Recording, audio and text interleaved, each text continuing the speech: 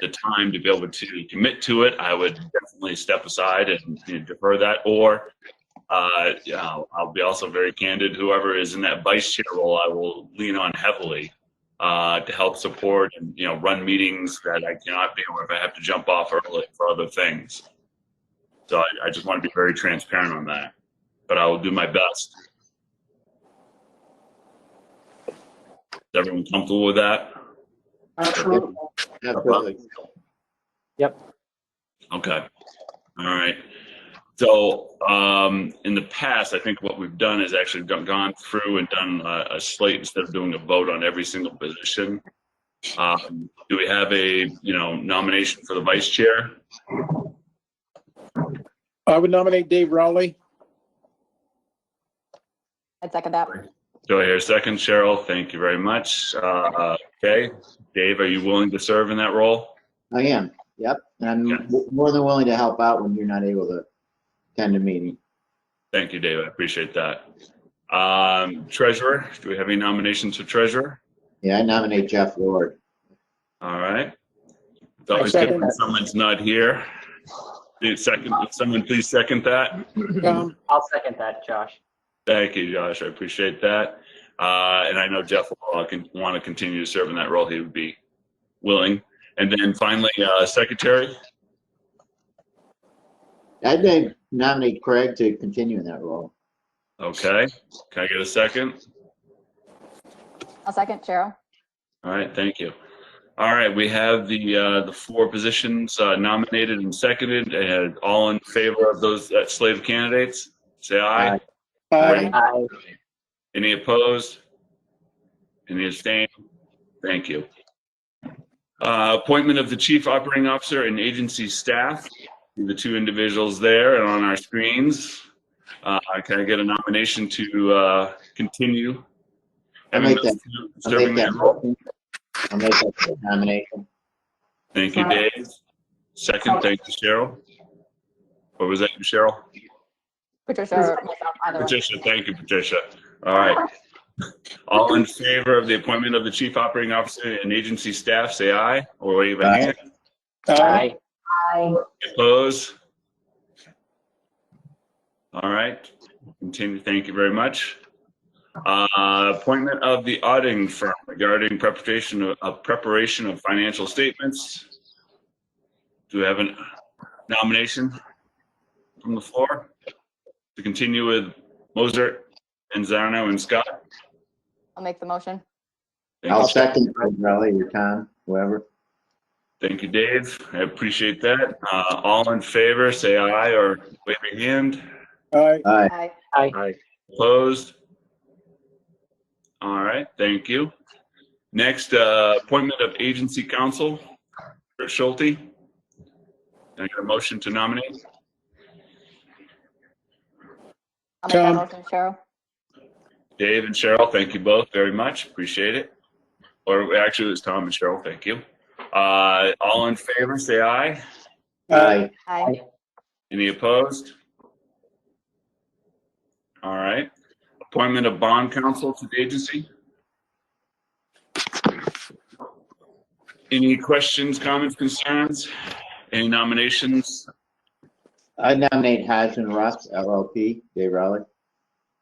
Okay. Can I have a second? Tom. Tom, thank you. Any comments or discussions regarding this council before I go into the vote? Any comments from Jody, Megan? Any concerns, any issues with this council? For the present time, I'd like to keep them for this year, only because we're working on the Corning pilot and sales tax exemptions. Okay. If they weren't working on that? If they weren't working on that, I think we should go out for a request for proposals, just to see what other firms would be interested in serving with us. Always the problem with it is that you can only get hourly rates, and like for last year, West didn't charge us anything. And they did quite a bit of work for us. So you never know how much a new firm is going to charge, whether they're going to just do it on a constant hourly basis or whether they're also going to do free work for us as well. But I would like to go out there.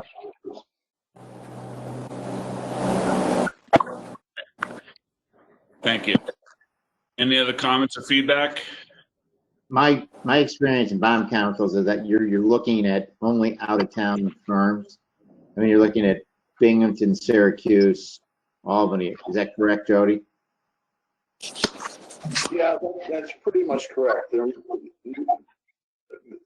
larger firms are usually in the larger cities, Buffalo, Albany, Syracuse, and we don't have any local firms. Okay. All right. All in favor of appointment of this bond counsel for the agency for this year? All in favor? Aye. Aye. Aye. Any opposed? All right. Next is the appointment of the Bank of Agency and Accounts. As you can see, we've got several there for our community bank and one for MBT Bank for various accounts, checking accounts. Any questions, comments, or concerns before we take a motion? All right. Can we have a motion to approve all of these bank accounts? I make that motion, or second, Patricia? Thank you, Patricia and Dave. All in favor? Aye. Aye. Aye. Any opposed? All right. Approval and confirmation of agency policies. We've got the uniform tax exemption policy, the investment policy, procurement policy, and the Public Authority Accountability Act policies.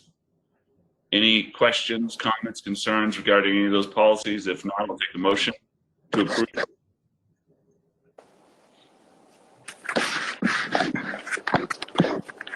I'll make the motion to approve. Thank you, Dave. Can I get a second? A second, Cheryl. Thank you, Cheryl. If there's no other discussion, all in favor of this appointment of all the approval of all these policies? Say aye. Aye. Tom. Any opposed? Any abstain? Thank you.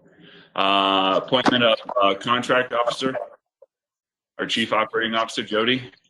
I get a motion to appoint. So move, Cheryl. Tom. Thank you, Tom, for a second. All in favor, say aye. Aye. Aye. Aye. Any opposed? Any abstain? All right. Appointment of the investment officer, Jeff Lord, who is our treasurer. I get a motion to approve. I'll make a So motion. moved. I'll Thank you, second. Tom. Thank you, Tom. Dave. Thank you, Andrew. All in favor of Jeff in that role? Aye. Aye. Aye. All right. Any opposed? Any abstain? All right. Excellent. Moving next into the Audit and Finance Committee. As you can see, we've got several positions there. The current slate of individuals serving on that committee. To make this easier for everybody, the members who are currently there, are they all willing to serve in that role, or do we need to have I guess we need a nomination from the floor for those positions. So I'll leave that to the floor. And the only other thing, Jeff, to keep in mind is I don't think Josh is officially on a committee, so we'll need to get him on. So we should probably put Josh on all of them. I would make that motion. And Jeff on the other, and Jeff and Josh on all. That's it. All right, so let's go to the Audit and Finance Committee. I will nominate, Josh as chair. Who would like to start off from the floor?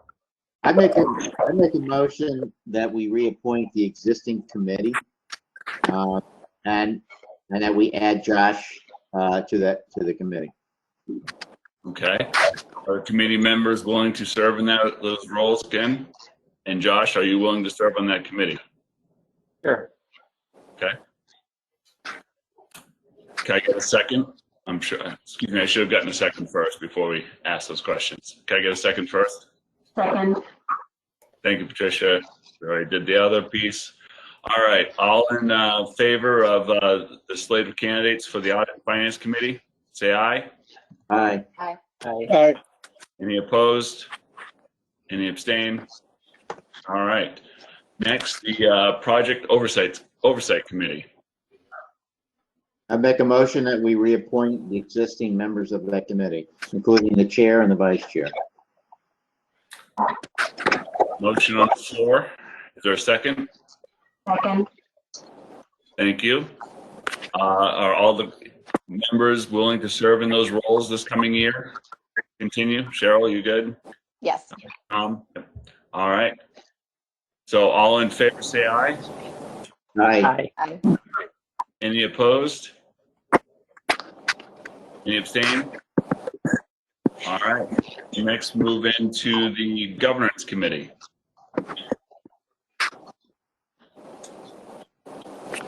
I make a motion that this remain the same slate, but Jeff, I obviously defer to you in terms of your schedule and availability.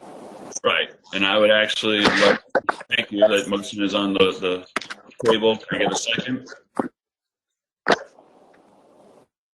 Josh, I'll second. Second. Second.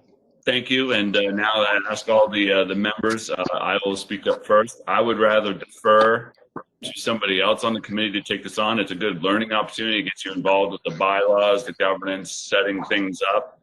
It's a good training ground. So if somebody else would like to step up or take the chairmanship role, I think it's only a couple meetings a year that you need to have. You would work with 4 a year. Thank you.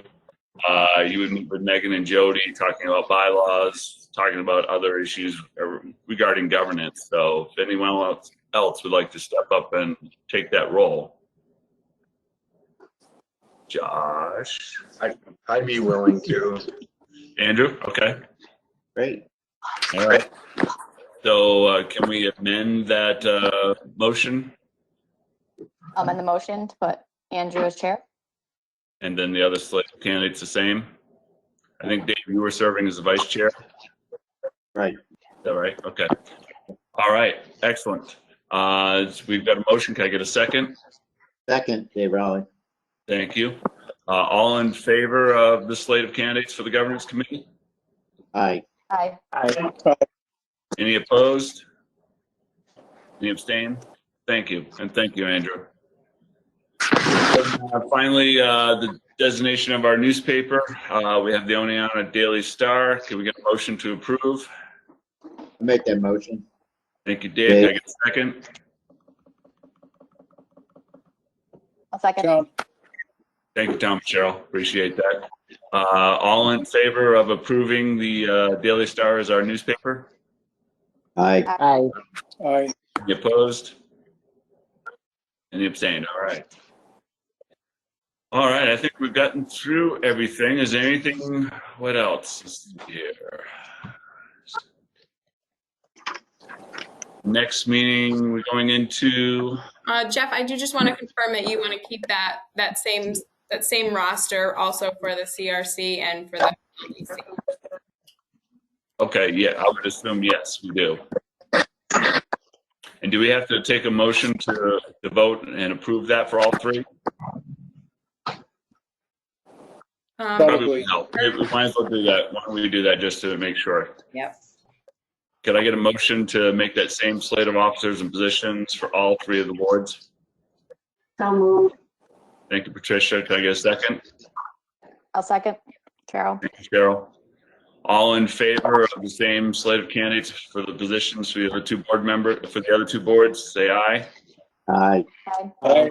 Thank you. Any opposed? Abstain? Great. Thank you, everyone. All right. I make a motion for adjournment. Thank you so much. I appreciate that. Can I get a second? I'll second Cheryl. All right. Thank you. All in favor of adjourning the meeting, say aye. Aye. Aye. Aye. All right. Perfect. Thank you. Do we have anything else today, Megan? Nothing. All right. Are we doing the Thank committee you. meetings? Yeah, sorry, I thought you meant for the annual meeting. Yes, we are doing the committee. Okay. Sorry. All right, so I'm gonna have to jump off, but you're gonna go into the committee meetings. The first one I think we're gonna do is the projects or finance. It doesn't matter. I would do audit and finance just because we do have Chris coming up. I told him I would send him an email before he comes on, so he's not sitting through the other two meetings. So if we could do audit, Okay. because we don't have Jeff, but Or we don't have Craig either. And they're the chair and the vice chair. Dave, would you mind running? Go ahead. there's not much on it except for the approval of the January 14th Right. Finance Committee meeting. Right. We don't have any expenses since you guys approved them all on Thursday. Well, I'll start us off. I'll go ahead and just do this committee meeting if you don't mind. So I would take a roll call, please, for the Audit and Finance Committee meeting. Jeff Lord, Craig Gelbsman, Patricia Kennedy, Andy Marietta, Here. Jeff Joyner, Here. Tom Romeo, Here. Cheryl Robinson, Here. David Rowley, Here. Josh Edmonds. Here. All right. Thank you. We have a quorum and we'll move forward. I'll defer the chairman's remarks. We'll go into the approval of the January 14th Audit and Finance Committee minutes. Any comments, changes, additions, subtractions? If not, can we get a motion to approve those minutes? I'll make that motion, Dave Rowley. Thank you, Dave. Can I get a second? A second. Thank you both. Appreciate that. All in favor of approval of the minutes from the January 14th meeting, say aye. Aye.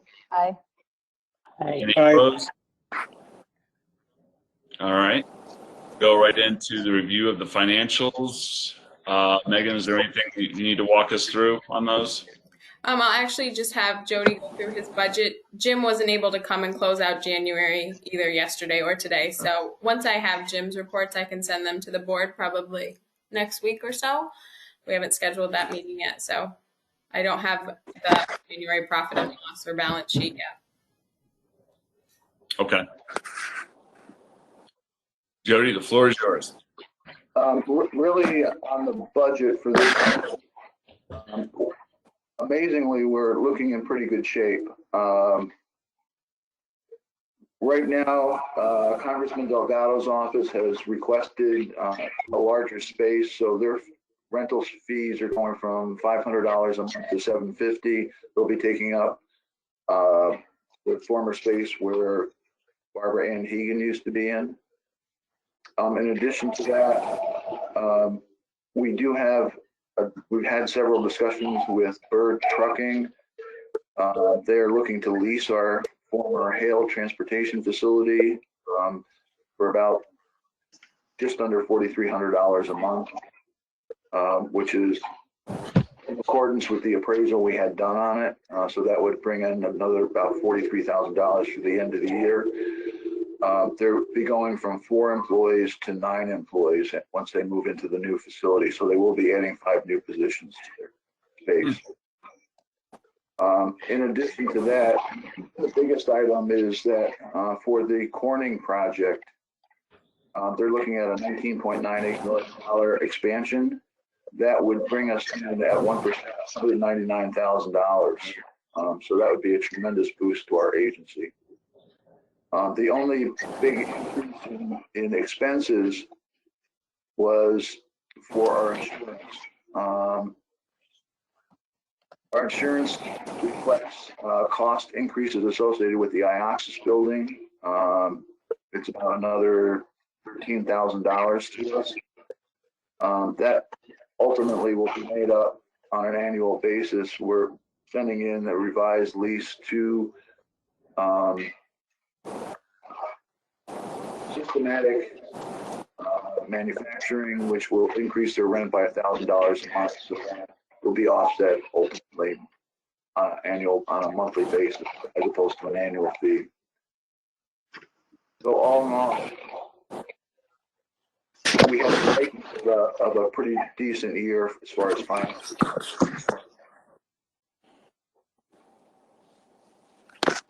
And that's kind of a summary of my report on finances. Okay. Yes, we're in, we came through the year better than I thought we would. So we've got some good things in the hopper, and it's nice to see the Burr thing come through. So that's great. And I didn't realize they were going up another additional 5 positions. So that's great. 5 new jobs in the community.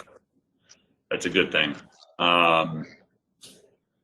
Any questions, comments, concerns regarding the financials for the year and the budget? I'm not sure it belongs in finance, but I don't recall we ever actually voted whether or not we approved Burr as a tenant. This has kind of been. That's the next thing we're going to do. Okay. You're teeing it up, Tom. Thank you. Glad to help.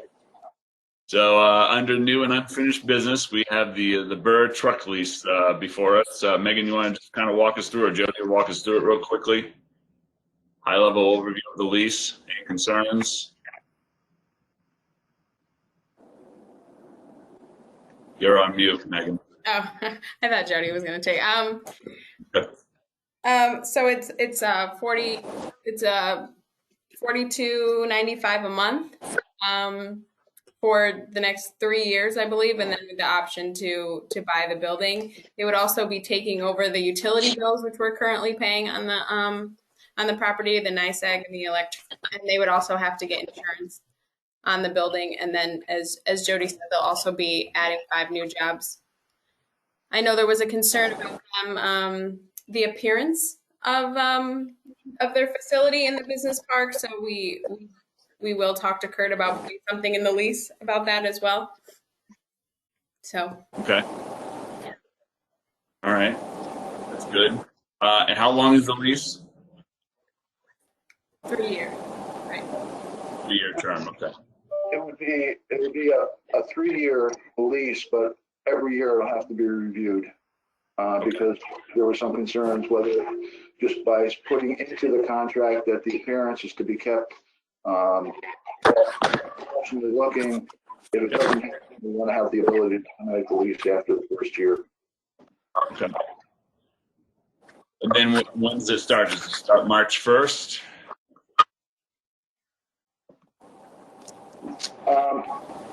That's really one of the other issues. We would recommend that we start March 1st, that it would give us, because it still would have to be voted on at the board meeting in 2 weeks.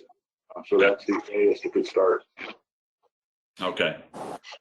So can we get a motion from the floor to approve the lease to move forward to the full board meeting? I make that motion. Thank you, Dave. Can we get a second?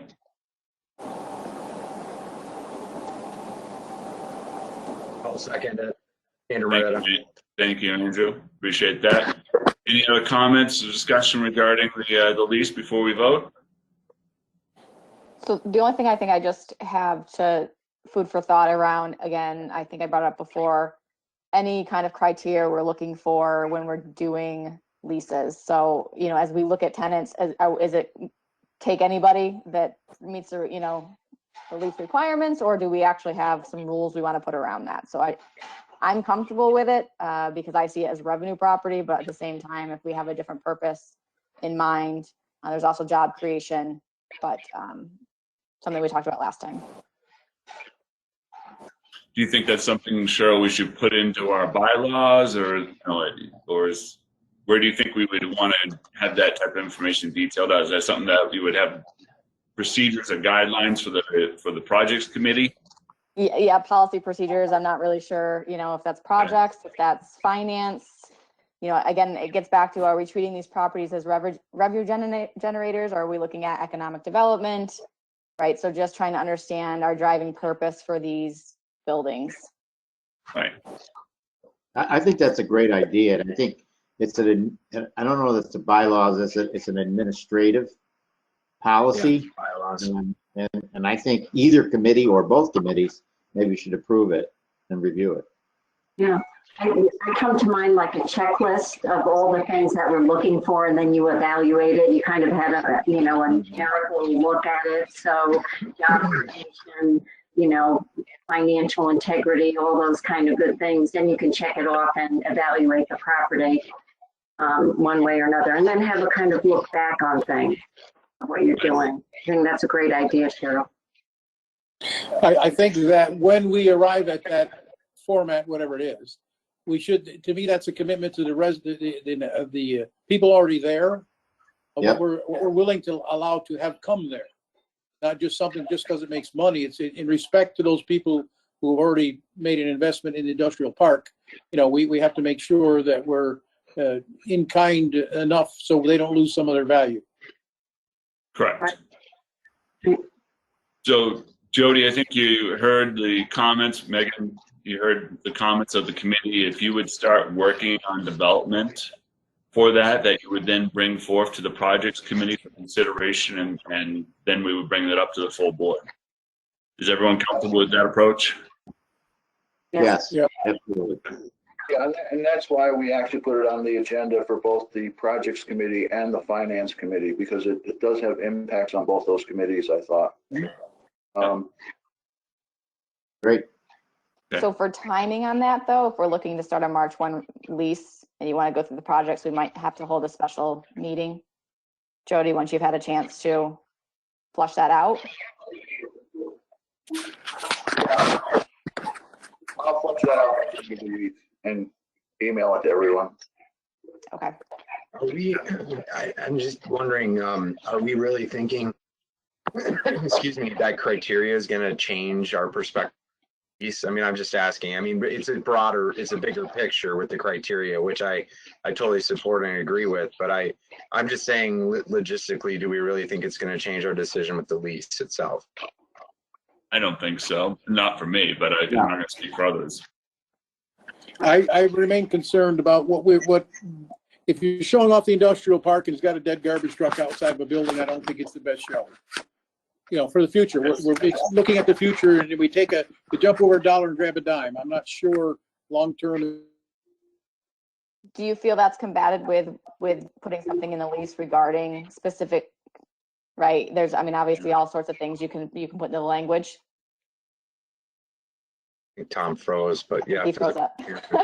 Yeah. We'll take that as a yes. I think you could outline that in the lease, absolutely. And I think Abandoned Jody and vehicles. Megan mentioned that they were going to do that. It's not like you don't want like kind of a tow truck junkyard kind of setup. Well, there will be trucks towed in there that don't work. That's what happened. Yeah. Yep. And Burr's good people. I'm not. They run a good business. I have no shakes against them. Right. Yeah, I think. I have to jump off. Everybody, happy Groundhog Day. Bye. Yes. Yeah. I think the 1 year lease with renewal is a little bit of protection against that. Yes. Yeah, and so that's a really good clause to have in there. And in the meantime, I think we look at Cheryl's suggestion to come up with a criteria for that. Because clearly, if they got a variance from the town, but if they're not complying with what we believe is acceptable, we simply don't renew the lease. That's all.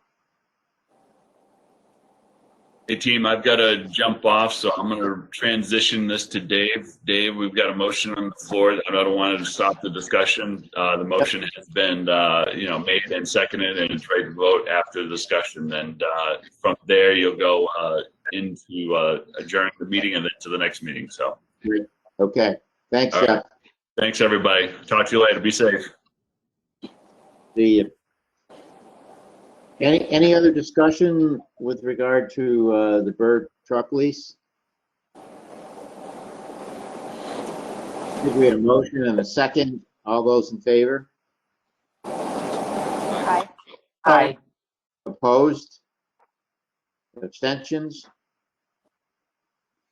Could I have a motion to, Jody, there is no other business that I'm aware of from the agenda. Is that correct? That's correct. We should just adjourn and go through projects. Yeah, motion to adjourn Audit and Finance Committee meeting. So moved. Cheryl, second. Tom, Second time. All in favor? aye. Aye. Right. Opposed? Meeting is adjourned. We now move to the Projects Committee meeting and turning that over to Cheryl Robinson. All right. Good morning, everybody. I will skip the chairman's comments and we'll move right into the marketing campaign update. I see Chris is here, right? Megan's laughing, so. Okay, you're right on time. That was perfect. Perfect. So we actually, I sent everyone the update that Cheryl had requested from PaperKite last week. I also, you guys already had the dashboard, but I did send a link to that. We had a meeting with PaperKite and then a subsequent meeting with Chris about the marketing campaign and some directions that we can potentially go for 2021 and some things that, you know, maybe we should change. And so I'll actually just turn it over to Chris so you guys hear from him on our project so far. Or if you have any questions. Yeah, so if I think that there's been some questions from the board, and I think that it's probably a good time to look at the campaign and kind of what's going on with it. So it's my opinion that the campaign is doing what it's intended to do, which is put Otsego County as an option for people that are looking for alternative lifestyles from downstate. This campaign is not designed to market everything about Otsego County to every type of person. It's purely, the majority of it is for that purpose. So, you know, there's a lot of questions about ROI, like how are we going to connect the dots between this and actual people moving here? And I think that that's something you're not going to be able to do. And there's a lot of marketing that's like that. I think the first step is decide when we were approached with this project that there was a directive that you wanted to reach out to this audience downstate. I think we do need to determine, is that an audience you want to continue to communicate to? If that's the case, then I think the campaign is working. I think it needs to be tweaked every quarter, which has been going on. I think that that's been improving the campaign. But if it's not an audience you want to reach out to, then I think you need to reassess how you're marketing and who you're marketing to. But I think it's really important, I've said this before, you're really not going to be able to connect the dots between, you know, these people are operating on the internet, they're moving, they're making decisions. There's also no hard data that I know of that says this many people are moving to upstate New York. There was just an article I sent to Jody and Megan the other day in the New York Times about how the Hudson Valley is seeing a big boom of people that are investing in businesses and homes. Obviously, the Hudson Valley is right up the thruway. It's accessible. But, from a hearsay standpoint, it tells me that there are people that are researching and making those types of decisions. But I think as a board, you need to decide if you want to advertise to that group. Beyond that, you have a marketing budget for the year. And I think if you're going to use it, I think that the online outreach is a good mode. I think it's a matter of deciding who you want your audiences to be. So if you want to focus all your dollars on people that are searching for, distribution warehouses or whatever it might be, any basic marketing strategy, it's going to say, okay, well, who's the audience? What's the message? What do we want them to do? And how are we tracking success? So in my opinion, if we want to reach out to that audience downstate, I think the campaign's working. I'd probably continue it, at least on a small scale, using your budget. And then what I've offered to Jody and Megan was basically, I can give you a proposal for how to use the rest of the money to target other audiences different than the downstate market.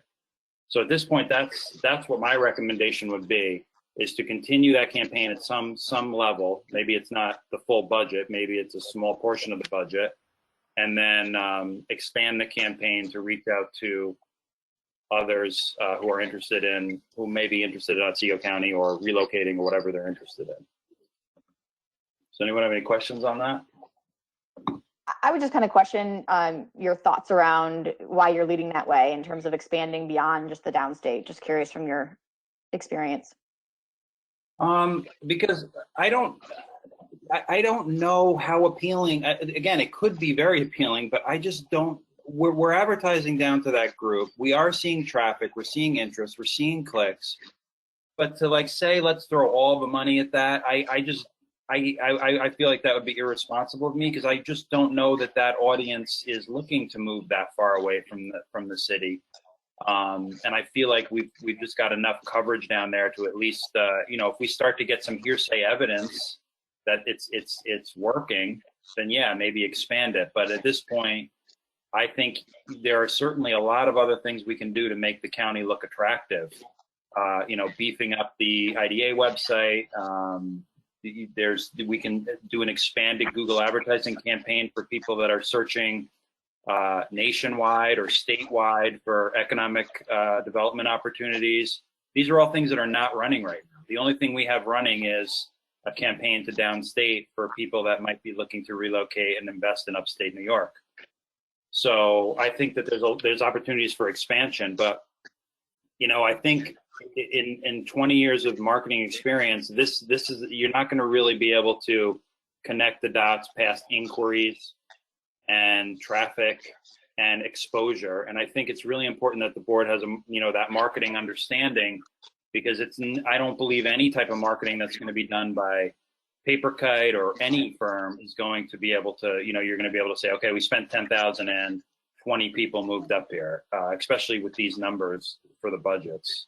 So I just think there's more. I think if you have a budget of, let's say, 50,000 in marketing, I think there's other places other media and other audiences. So we've got this one audience now. There's probably 2 or 3 other audiences we can experiment with and keep adjusting the campaign. The adjustments is really what makes this thing work, not the initial idea.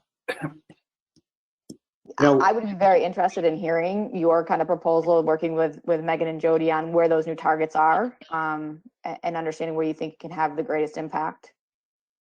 Okay. I agree with what Cheryl said, but my question is, certainly over the last 4 or 5 months, maybe a little longer, the friends of mine in the real estate business are basically, there was a tremendous uptick.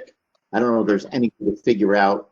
And it seemed to be primarily people buying residences, not necessarily, the residences where they work from. So not necessarily that they're relocating a business, but I'd be curious to know if that has cooled off a little bit, or, I'm thinking about the fact that with vaccines coming on board, is that going to change? I've seen a lot of reports out of Bloomberg Business that businesses would like to reopen and get their people back inside their buildings. I don't know, Cheryl might have an opinion on that. But if that is cooling off, then I think Cheryl's really correct in that we need to look at different options and reach out to a different group of people. But I don't really know if that is the case. Again, we don't have hard data on this, but there's something else to consider about this whole pandemic and virtual, and there's a comfort level that's been built up now that did not exist before. So, I mean, yes, people are going to be going back to the office. I know I want my people to start showing up for work again. But there's also going to be a whole lot of people that all of a sudden have realized a kind of work freedom that is going to extend forever beyond the pandemic. So I think there's still that audience that's always going to exist. But yeah, things are going to start to change, hopefully. So I just think that there are people out there, for instance, with Google search, for instance, if somebody's searching for a key location in the central New York area on Google, we should have a Google ad campaign running so that if they're searching, you're coming up. Right now, that doesn't necessarily exist. So there's a lot of things that could be going on and just to kind of build up your brand awareness and so that people, you know, I always say the more people that know who you are, the more successful you're going to be and what you're all about. And right now, we need to build that up so that we put Otsego County on the map for people that, you know, have no idea. I was wondering, the Roost, which is like the advertising or the chamber for the Adirondacks. They cover like Lake Placid, Saranac Lake. They have like multiple offices. They've been running some surveys, and I actually got one where they were asking on the tourism side, they were asking people, you know, what are you thinking about relocating here? Are you know, what would it take?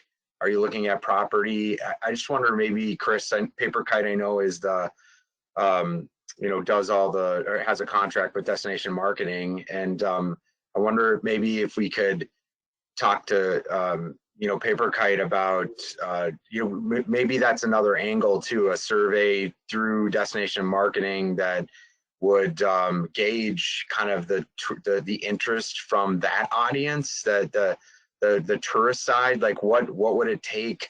You know, have they been looking at Cooperstown or Otsego County, Oneonta for relocation? I thought that survey from the Roost for the related to the Adirondacks was getting at this very issue. You know, people wanting to, they love visiting you know, a certain region. What would it take for you to move here? Are you looking to move here? And one of the questions with the survey, I thought they could have improved, was even asking, have you bought property here locally recently? Like that could get at, you know, some of the, other than reaching out to the real estate agents, you know, there might be an opportunity through a survey to get some more data and kind of gauge that, you know, we don't have that, but Destination Marketing could send a survey out that might give us a lot of insight for them, for us, and even for, you know, the chambers. There's a lot of people that could benefit from some of that. Yeah, Andy, if you could email me a link to that, I'm interested in seeing that.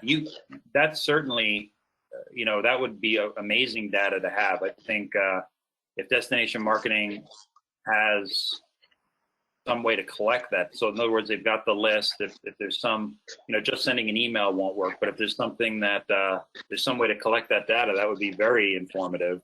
Well, I wonder if, you know, if through us, if we set up the survey and then ask them to help promote that survey. I'm just wondering, maybe it's a way for us to partner with Destination Marketing, you know, and there is a mutual benefit of some sort. Yeah, I mean, also if you can link up with realtors, you know, some of the bigger realtors and some of the home sales, and you add them into that list, there'd be some legwork involved. But you know, the real problem with surveys is getting people to respond. Yeah.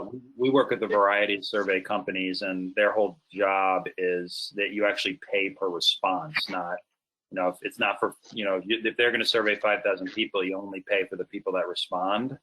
So, you know, you can add in phone calls for that, where they're going to call, they're going to email, they're going to get answers to that question. But surveys can be expensive. The cost of them can add up. So if you do it yourself, it's certainly possible, but I just don't want you to be underwhelmed with the results, because if you survey 1,000 people with a questionnaire, if you get 50 responses back, you're lucky.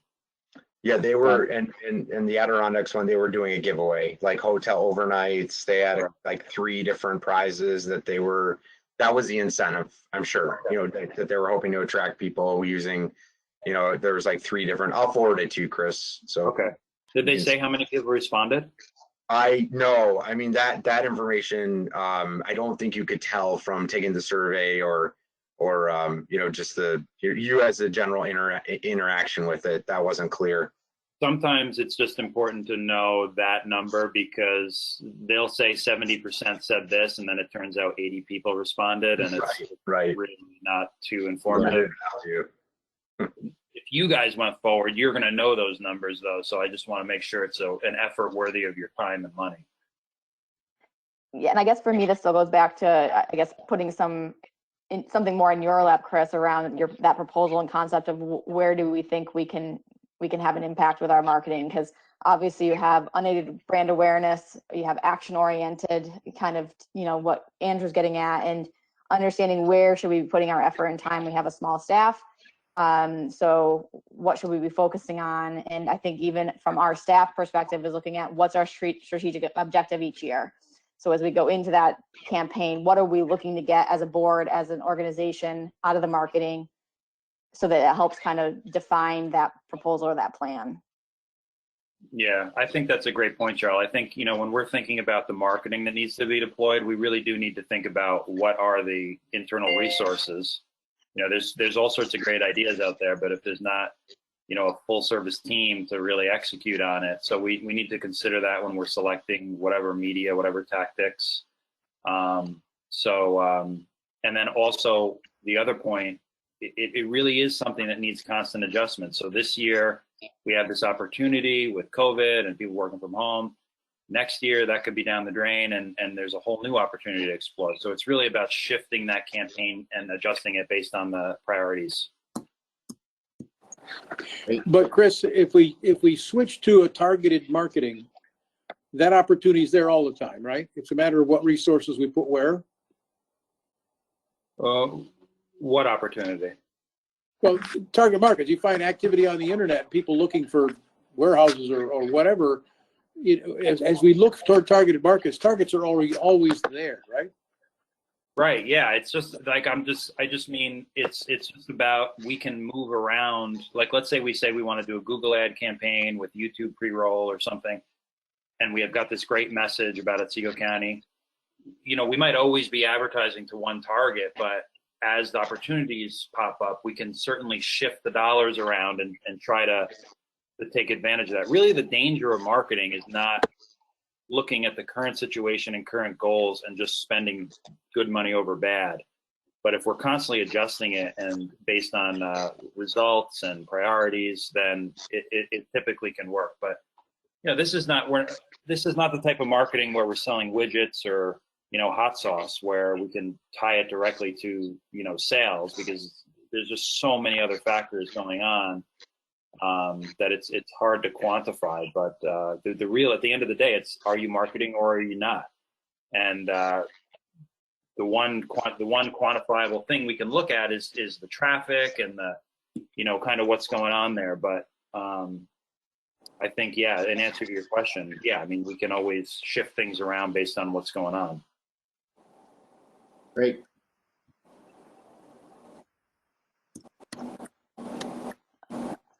I was taking some quick notes. So Jody and Megan, I guess I put some of this a little bit back to you guys, whether you want to kind of put it out to the board for anyone that wants to participate, but really getting us together to define what is our objective with the marketing, what's our strategic focus, how do we find and define our target for the year, if you will, as we go into that year, so that we can then work with Chris on, okay, well, how would we do that?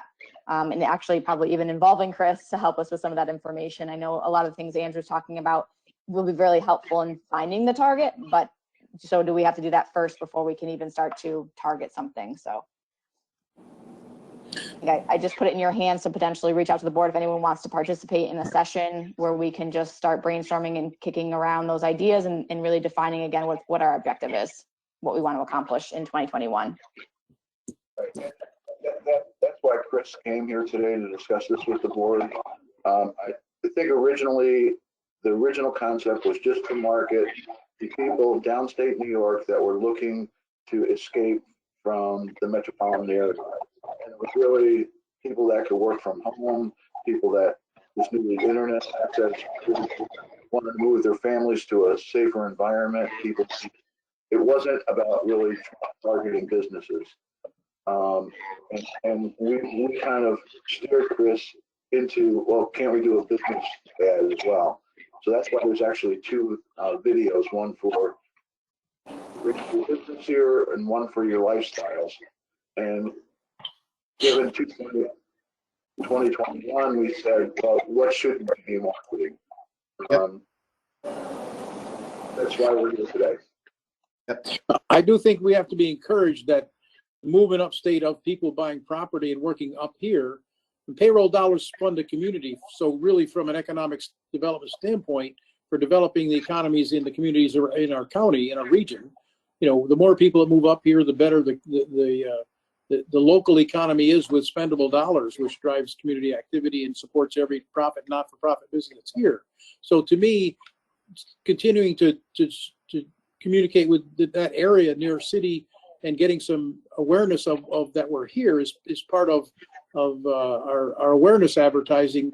The other pursuit advertising is looking at our assets. What do we have to market as an IDA? What warehouses, what factories, what and then looking at people looking for them, and how do we pursue that customer looking in upstate New York for a facility that fits their needs, and how do we then pursue that customer? It's to me two different types of marketing, and I'm used to doing both of those, and I think you need to do both of those. So we keep working with Chris and have a meeting. I think we can hash out what a good plan is for the next year or two.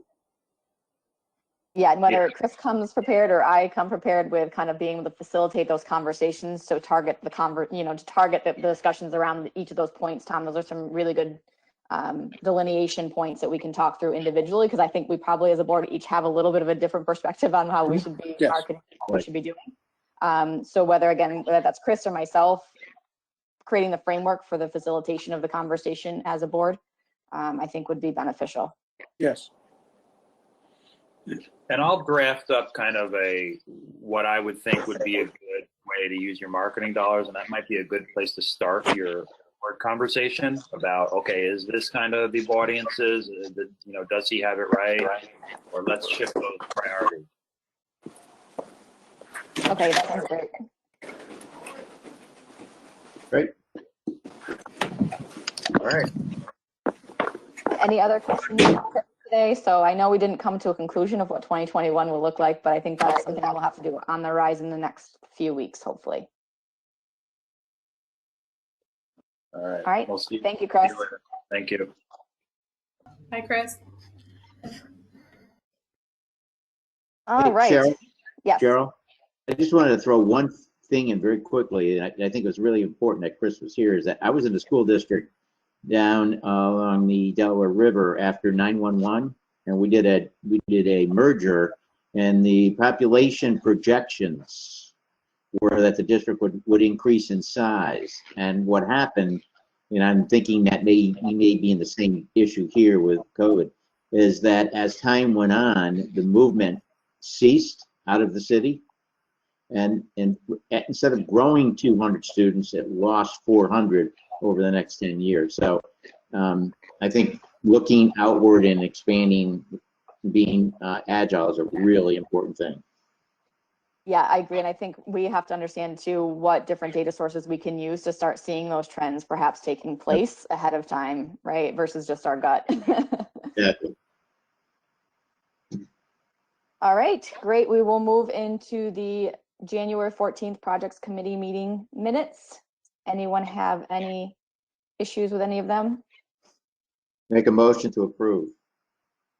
Thanks, Dave. Can I get a second? Second. Thanks, Tom. Any questions or concerns? All in favor? Aye. Aye. Any opposed? All right, motion carries. Looking at the project charters, not much has shifted since our last meeting. Jody, I don't know if there's any updates you have on either. If we can start with the Richfield Springs first, and specifically related to the financial concerns we have.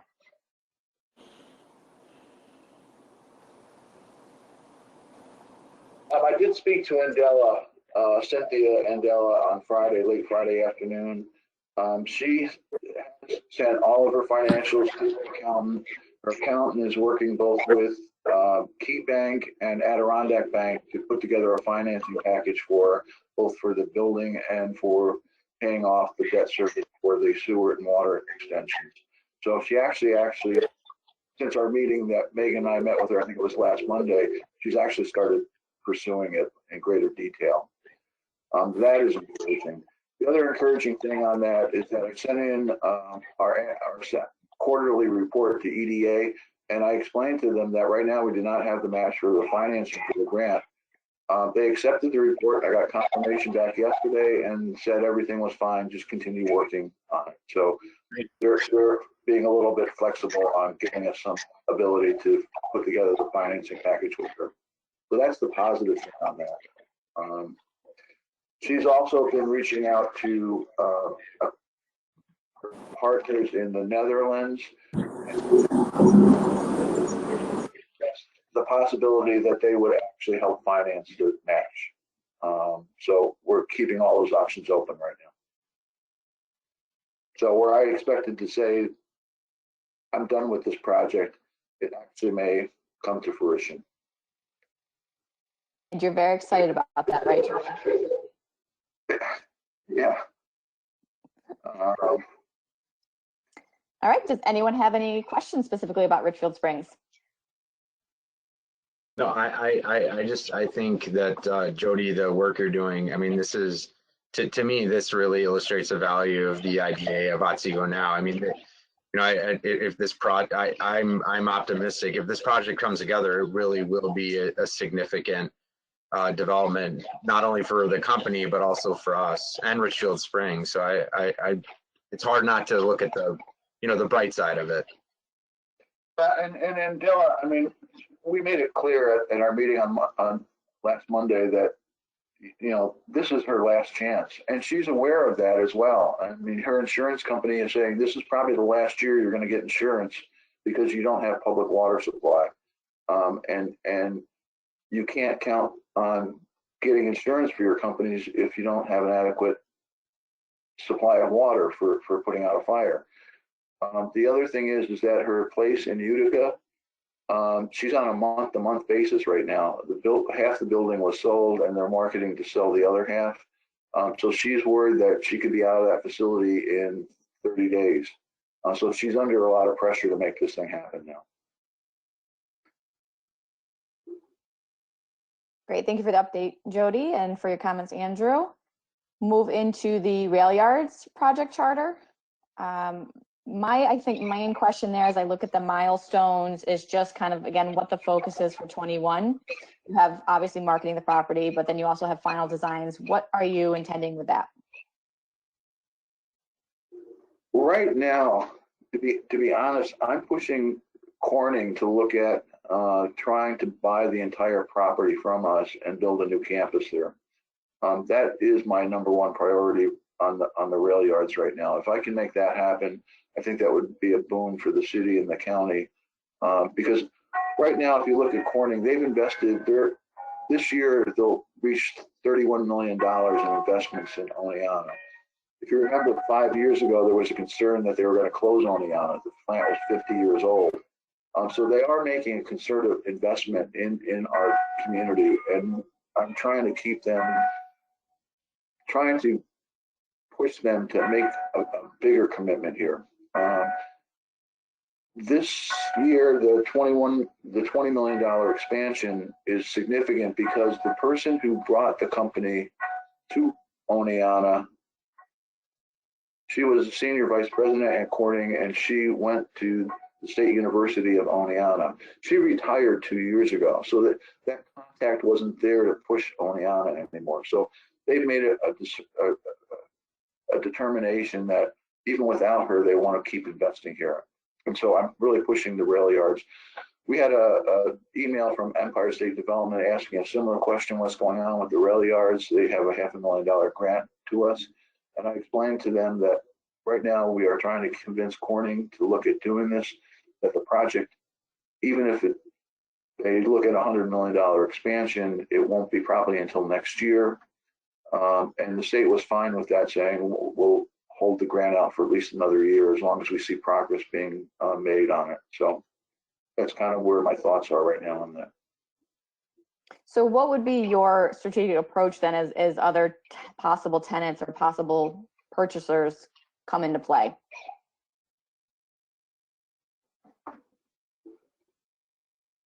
That we'll get back to the question you asked earlier on our criteria for how we dispose of properties, whether we lease it or sell it. And I will work on that over the next couple of days to get to the board by Friday. What I think that the milestone should be, how many jobs, how much investment, because it should be tied both to jobs and investment in the area. We've had some interest from some people wanting to put up a athletic gym. that isn't going to be a real interest in creating a lot of jobs. Right. We want to tie those two together. So I guess I'm looking at more if you get a qualified tenant or purchaser, but they only want portion of it. I guess what's the strategic direction there? Are you giving Corning a period of time to really sell them on this and then we have to move on, or how are you going to handle the interim? I'm trying to give them until this spring, because at that point in time, that's where we'd have to make a decision whether we start clearing some of the property. We had budgeted $30,000 to clear one of the lots. And ultimately that one lot, I could see us selling separately than the rest of it, because there's two buildings, there's two buildings further down the road. So that Corning probably wouldn't be interested in that one lot. But I think by the spring, we should have some definitive answer from them. Okay. Any other questions from the team?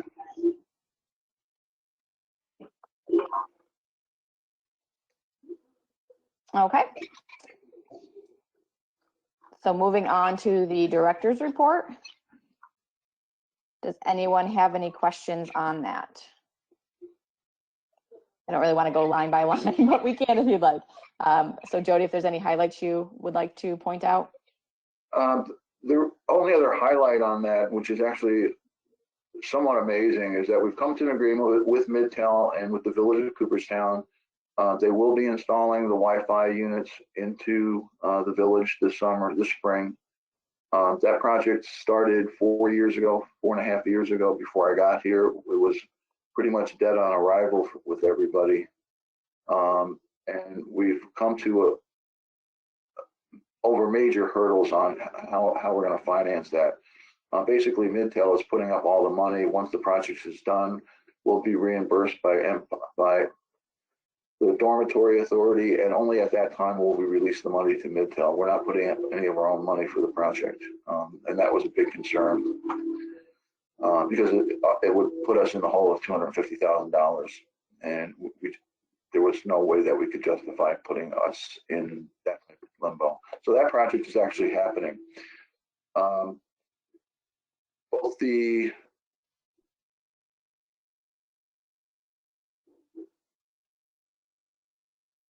Both the Cooperstown Distillery, I'm doing a final drawdown request on that, and also Custom Electronics. Those two grants will be closed out this year. Once I do the last drawdown, it's a matter of trying to figure out how the state's going to do a monitoring inspection on our files. And then the grants will be closed out. So we're done with those two grants.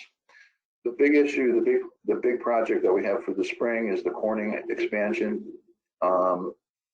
It's a $19.98 million expansion. It includes a 13,000 square foot addition onto the property and a lot of brand new equipment.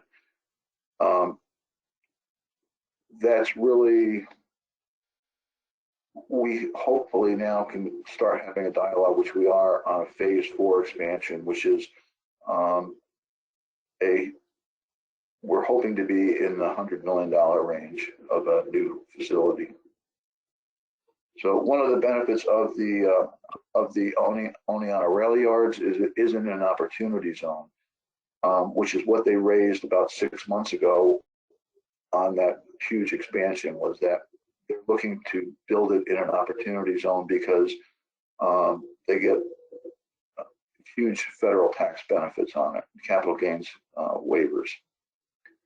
So those are the highlights of the report, and I'd be happy to answer any questions on those. I have a real quick question on Omegang. Jody, have you heard anything in that area? Yes, they called me and said I'm not allowed to talk about that project anymore to anybody. Okay, that answers my question. No, they don't want any discussion. Obviously, I can discuss it with the board. They don't want any discussion about it in the newspapers.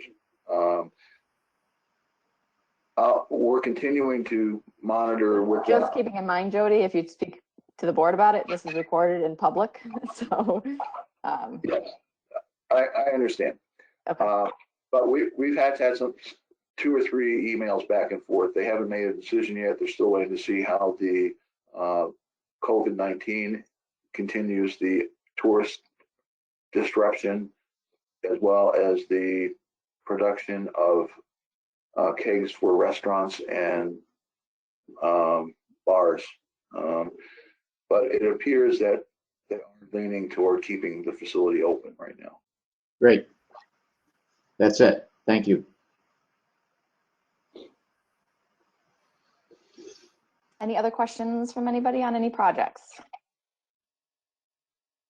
Jody, real quick on Corning, as you look at the role you and Megan will be playing, what kind of time allocation do you think you will need to give to both this current project, but then also the potential phase 4 conversations? Right now, the most of the time that I'm spending on Corning is trying to research who above the people that I deal with I should be trying to reach out to. And that I can actually do it in the evening on the internet. I'm just trying to figure out the right connections that we can get our message out to the actual people who are going to make those decisions. Right now, the people that we deal with are really their finance and community relations people, in a sense. We really want to target in onto the development officer, on the people that are actually going to look for the site to build that facility. Because while we're getting some positive feedback from the people we normally deal with, that they ultimately won't be the people that make the decision on where to build. So that's where a lot of my time is going to be spent. And again, most of that can be done in the evening. It doesn't have to be done at work.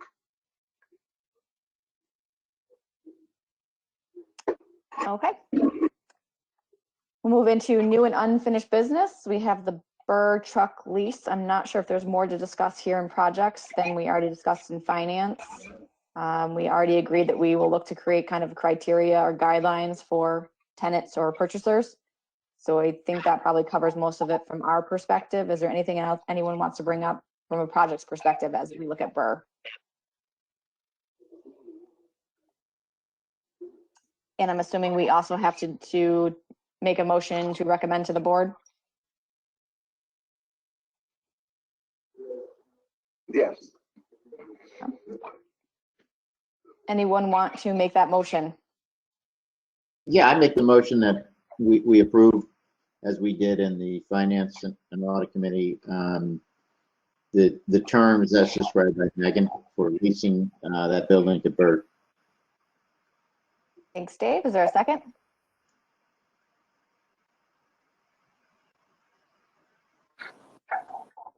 Tom, Andrew was on mute. He seconded as well, it looks like. Thank you, Tom and Andrew. Any further conversation or discussion on this?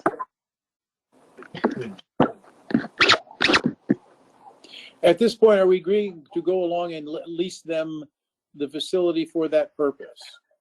Is that what we're recommending to the board? Yes, with the I have no stipulation. problem with it. I have no problem with the financials. I think that's all great, solid, but I'm still, I have my concern about the character of the industrial park.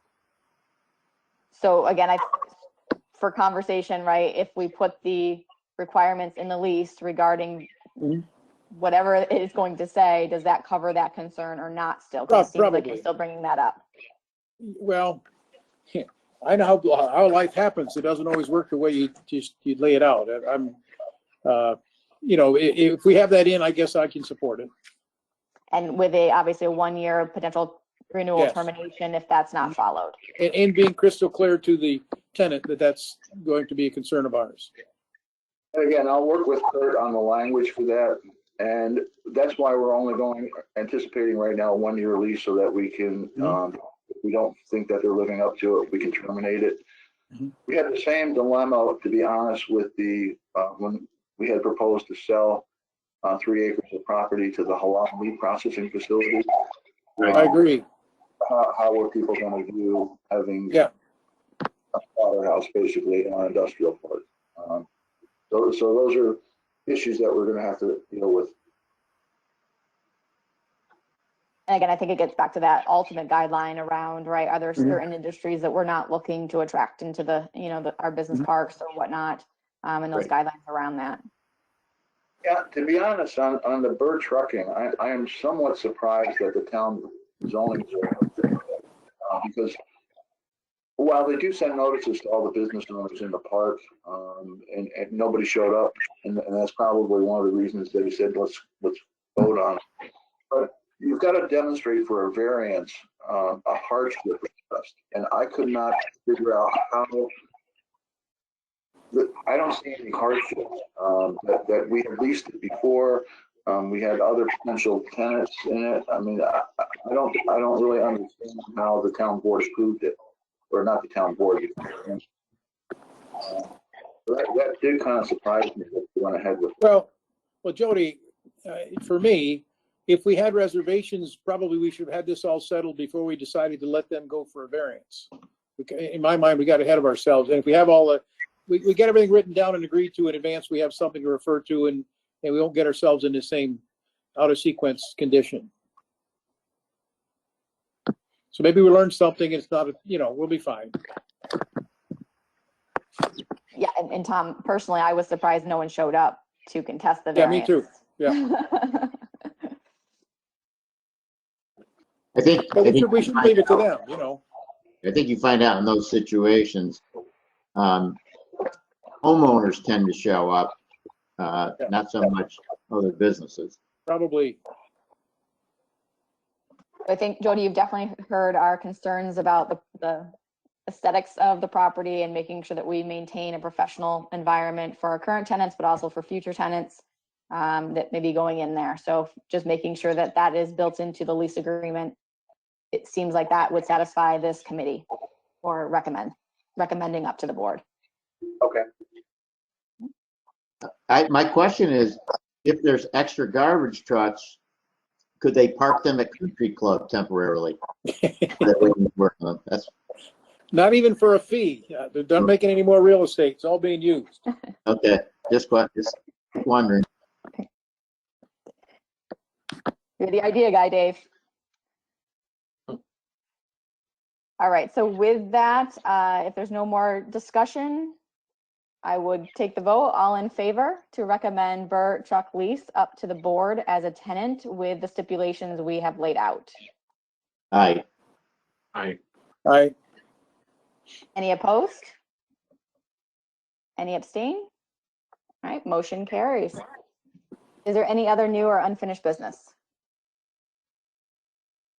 Okay, if not, I would take a motion to adjourn. I'll make that motion. Thanks, Dave. Second? Tom. Thank you, Tom. We are adjourned. Everyone have a wonderful day. Enjoy the snow. Thanks. Bye. Thanks. Yeah.